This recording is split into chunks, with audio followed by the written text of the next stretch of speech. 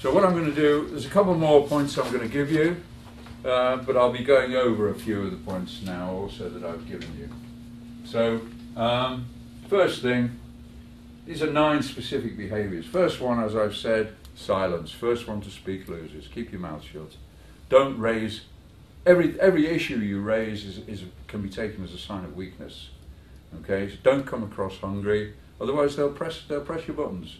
You're showing them your buttons, okay? You're showing your guns. Begin with respectful, disciplined silence. You do, and their team. Most people don't know the silence rule, so let them speak first. And to see the difference it makes to you. It makes a hell of a difference to your spirit. Do it when you go for a job interview. If you've learned nothing from me, learn that today, okay? Go in there with your mouth closed. Expect them to make the first move.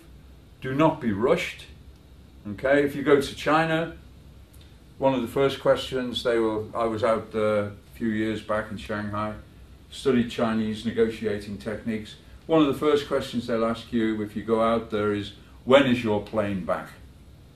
Because we'd like to pick you up by car and bring you back.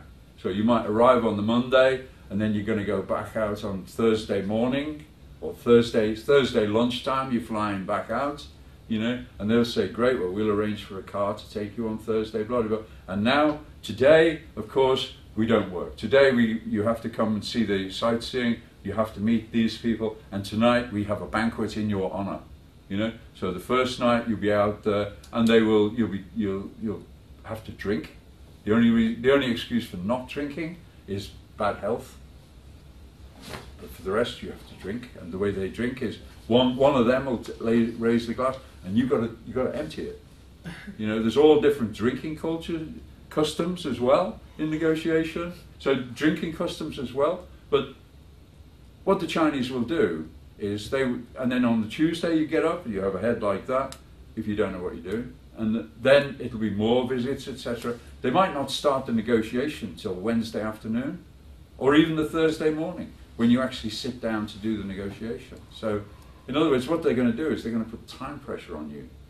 You can't go back to your company after an expensive trip to China with nothing. So you're going to be much more likely to agree to things. So if people are going to do that, if you suspect people are going to put time pressure on you, then you agree the agenda before you go. So you work out what your agenda is going to be, if you think you're going to be in that kind of a situation. Okay? So don't be rushed. And as you know, you're free to answer with silence or to take breaks. So if someone asks you a question, it's always good actually. You go for a job interview and somebody asks you a question. Interesting question. 2 to 3 heartbeats.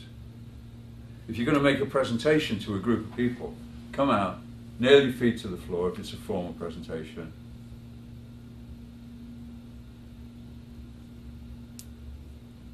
Good morning, ladies and gentlemen. Blah, blah, blah, blah.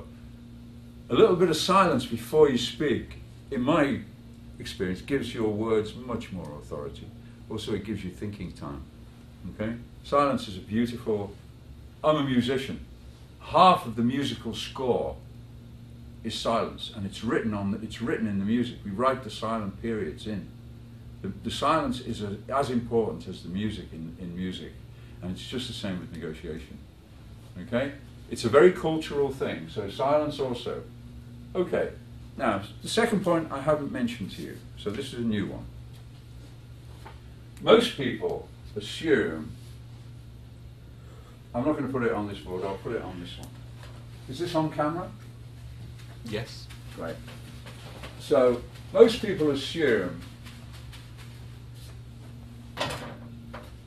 that the more arguments you give to a thing, the stronger your case. Most people assume that negotiation is a matter of logic, reason, fairness, and other such kind of assumptions.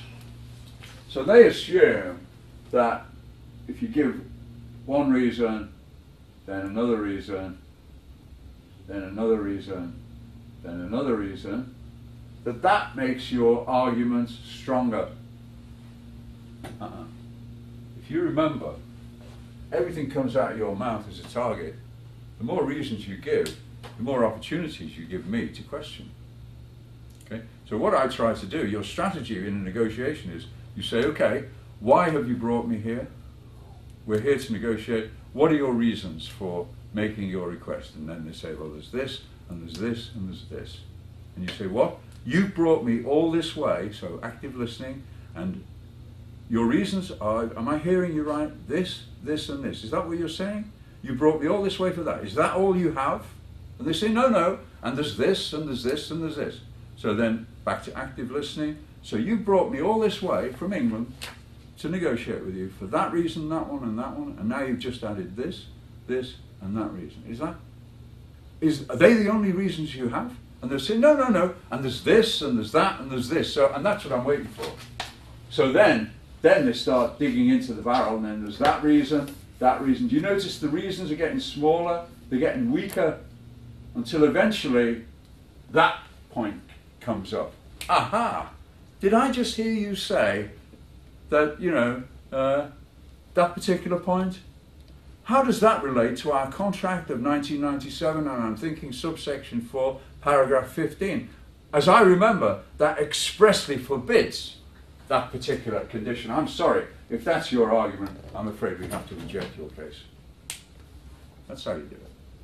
But in other words, you try, educated people think the more reasons you give, the cleverer you are, like answering questions, okay? And also, they think it gives more weight to your argument. Well, it doesn't. In a negotiation, it dilutes your argument. You add water to your wine every time you make more points. So when you do your big negotiation next week, 1 or 2 big points from you. And for the rest, you hide the rest, your team hides the rest, and you try and draw out all their reasons until you get down. Eventually they're bringing reasons out, thinking they're making the case stronger, and it's like going into a barrel of apples, and then eventually they get to the bottom of the barrel and they bring out a really rotten one.